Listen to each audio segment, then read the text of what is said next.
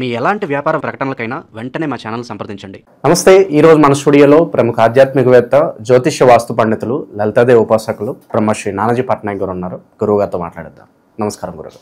శ్రీమాత్రే నమః. So October మాసం విశేషంగా తులారాశి వాళ్ళకి ఏ విధంగా కలిసి రాబోతుంది, ఓవరాల్గా ఎలాంటి జాగ్రత్తలు పరిహారాలు తీసుకుంటే బాగుంటుంది అంటారు ఈ మాసం ప్రత్యేకంగా? చూడండి, ఫస్ట్ ఆఫ్ ఆల్ ఏంటంటే వీళ్ళకి రాశి వారికి ధన కుటుంబ సప్తమాధిపతి అయిన కుజుడు రాశిలో ఉంటున్నాడు. ఫస్ట్ ఆఫ్ ఆల్ ఎప్పుడైతే ఈ రాశిలో ఉంటున్నాడో ఇది ఇచ్చేటువంటి రిజల్ట్ కానివ్వండి, అలాగే మనకి లగ్నాధిపతి ఉన్న సిచ్యువేషన్స్ కానీ అండ్ మిగతా గ్రహాలు ఒక సిచ్యువేషన్ ఏదైతుందో అవన్నీ కొన్ని మంచివి ఇస్తాయండి. అక్కడ కొన్ని జాగ్రత్తలు చెప్తాయి. ఇప్పుడు గోచారం అంటే వాళ్ళ పర్సనల్ చార్ట్ మెయిన్, బట్ గోచారం ఏంటంటే కాలం ఎలా ఉంది, నీకు కాలం ఎలా అనుకూలిస్తుంది, ఎలా ప్రతికూలిస్తుందని చెప్పేది.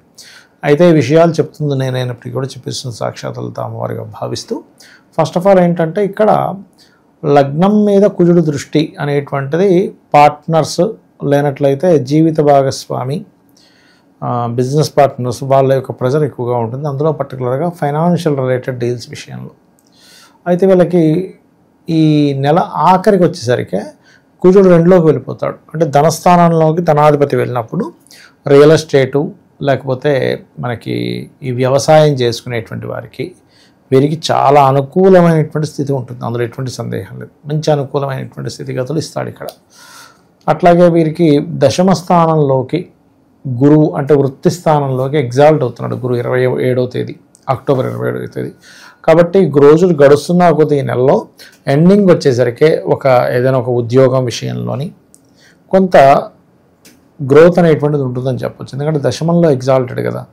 కాకపోతే వీళ్ళకి ఈ లగ్నాధిపతి మొట్టమొదటిగా కేతుతో ఉండడం, దాని తర్వాత నీచబడ్డం, ఇవన్నీ ఏం చేస్తుంది ఏంటి తులా లగ్నం వారికి అని చెప్పి చూసుకున్నట్లు తులా రాశి కావచ్చు లగ్నం వారికి ప్రధానంగా ఇక్కడ కేతువుతో ఉన్నందుకు మీరు లక్ష్మీ గణపతిని ఆరాధన చేస్తే కానీ సక్సెస్ అనేది ముందుకు కదలదు, ఎక్కడో స్ట్రక్ అయిపోయినట్టుగా ఉంటుంటుంది. ఎందుకంటే లగ్నాధిపతి లాభంలో ఉంటూ కేతువుతో ఉన్నాడు కదా దీని మూలంగా. అయితే వీరు 9వ తేదీ తర్వాత శుక్రుడు వీళ్ళ లగ్న అష్టమాధిపతి నీచ పొందుతున్నాడు కాబట్టి 9 తర్వాత అంటే 9వ తేదీ తర్వాత నుంచి అక్టోబర్ మాసంలో వీళ్ళ తండ్రి గారి ఆస్తికి సంబంధించిన విషయంలో లేనట్లయితే వీళ్ళ యొక్క తాతగారి ప్రాపర్టీ రిలేటెడ్ సంబంధించినటువంటి అంశాలలో చాలా చాలా చాలా కేర్గా ఉండాలి.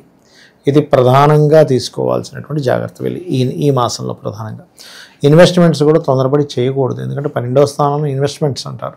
సో 9 నుంచి ఎప్పుడైతే మీకు శుక్రుడు నీచ పొందుతున్నాడో ఇన్వెస్ట్మెంట్ ప్లేస్లో నీచ గ్రహం ఉంది, అంటే కాలంలో అనుకూలించట్లేదు. అంటే పెట్టే ఇన్వెస్ట్మెంట్ వల్ల అయ్యో ఏదో సడన్గా పెట్టేశాను, తొందరపడి పెట్టానంటే ఈ ఆలోచనలు ఎక్కువ తిరుగుతూ ఉంటాయి. కాబట్టి ఈ విషయంలో చాలా కేర్గా ఉండాలి. అయితే వీళ్ళు వద్దన్నా సరే కొన్నిసార్లు ఏమవుతుందంటే అవతల వాళ్ళు లేదు మేము సంబంధం చేసుకుంటాను కొంచెం బతిమిలాడేసి అలా చేసి ఇలా చేసి తొందరగా సంబంధం సెట్ చేసుకోవాలనే దాని మీద వాళ్ళు ఎక్కువగా వీళ్ళ మీద ప్రభావం చూపిస్తూ ఉంటారు. అయితే వీళ్ళకి ఓవరాల్గా చూసుకుంటే ఫైనాన్షియల్గాను కెరీర్ పరంగాను గ్రోత్ అయితే ఉంటుంది. ఇన్వెస్ట్మెంట్స్ ఒక్కటి కొంచెం చూసుకొని చేయాలి. బిజినెస్ పీపుల్ బిజినెస్ రిలేటెడ్ సంబంధించినటువంటి నిర్ణయాల విషయాల్లో 9వ తేదీ లోపల ఎక్కువ లాభాలు వస్తాయనేటువంటి నిర్ణయాలు ఏవి తీసుకోకూడదు. 9 తర్వాత ఏమో నీచబడుతున్నాడు అని చెప్పుకున్నాం ఆ విషయంలో. కాకపోతే నీచబడ్డే శుక్రుడు ఏమి ఇస్తాడంటే విదేశీ యోగాన్ని ఇస్తాడు. మళ్ళీ సినిమా ఫీల్డ్ వాళ్ళకి మంచిదే నీచబడ్డ శుక్రుడు. కాకపోతే ఇక్కడ ఏమవుద్దంటే 12వ స్థానం కాబట్టి స్త్రీలు కొంచెం జాగ్రత్తగా ఉండాలి ఈ మాసంలో. అంటే ఈ 9వ తేదీ నుంచి ఒంటరిగా మనం చూడండి కొంతమంది కొన్నిసార్లు అఘాయిత్యాలు జరుగుతుంది. మీరు గమనిస్తే కనుక ఈ నెలలో 9 తర్వాత మనం కొన్ని స్త్రీలకి కొంత అవుతుందంటే తులారాశి వారికి మాత్రమే కాదు, ఓవరాల్గా మనం చూస్తాం స్త్రీల మీద మనకు అప్పుడప్పుడు అఘాయిత్యాలు కనిపిస్తుంటాయి చూసారా. అటువంటివి కొంచెం ఈ మాసంలో 9వ తేదీ నుంచి ఒక 25 రోజుల పాటు జాగ్రత్తగా ఉండాలనేది గ్రహస్థితి చూపిస్తుంది. అదొకటి. ఇక గృహం కొనుక్కోవాలనుకునేటువంటి వారికి గృహ సంబంధంగా ఏదైనా ఇప్పుడు కొన్ని చేస్తుంటారు ఏంటంటే ఇంటీరియర్ డిజైనింగ్స్, ఇట్లాంటి వాటికి చాలా అనుకూలంగా ఉంది చెప్పాలంటే, దానికి ఏమి ఇబ్బంది ఏం లేదు.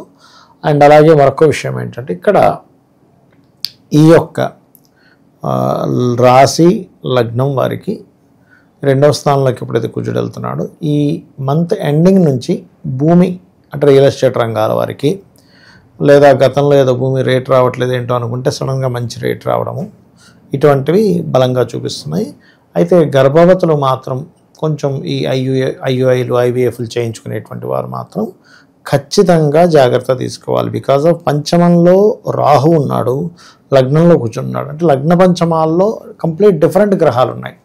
అంటే జీవుడు ఇది స్త్రీ కావచ్చు, పురుషుడు కావచ్చు, వాళ్ళ సంతానం స్థానంలో ఉండే గ్రహాలకి వీళ్ళ లగ్నంలో ఉండే గ్రహాలకి కంప్లీట్ రివర్స్ ప్లానెట్స్ అంటారు వాటిని. అలా ఉన్నప్పుడు ఏమవుతుందంటే, ఇప్పుడు లగ్న సప్తమాల్లో ఉంటే జీవిత భాగస్వామికి ఈ వ్యక్తిగా అర్థం సరిపోదు. అలాగే లగ్న పంచమాల్లో ఈ రెండు వ్యతిరేక గ్రహాలు ఉన్నప్పుడు ఇది ఇబ్బంది ఇస్తుంది. కాబట్టి ఈ విషయంలో చాలా జాగ్రత్తగా ఉండాలి. ఫ్రెండ్స్ అనుకోండి, షేర్ మార్కెట్ విషయాలు అనుకోండి, ఒక నిర్ణయం తీసుకునేటప్పుడు ఒక రాజకీయ నాయకులకి వీళ్ళు పర్టికులర్గా నిర్ణయం తీసుకునేటప్పుడు చాలా జాగ్రత్తగా ఉండాలి. సార్, విశేషంగా ఈ నెల మనకి చాలా వరకు పండగలు ఉన్నాయి. ఈ పండగలను ఈ రాశి వాళ్ళు ఎలా వినియోగించుకుంటే బాగుంటుంది అంటారు? పర్టికులర్గా మనకి 2వ తేదీ వచ్చేసి దసరా వస్తుందండి. దసరా రోజు సహజంగా మనం దుర్గాదేవి చేసుకుంటాం. వీళ్ళు ఇంకొంచెం విశేషంగా చేసుకుంటే మంచిది. ఎందుకంటే పంచమ స్థానంలో రాహు కదా.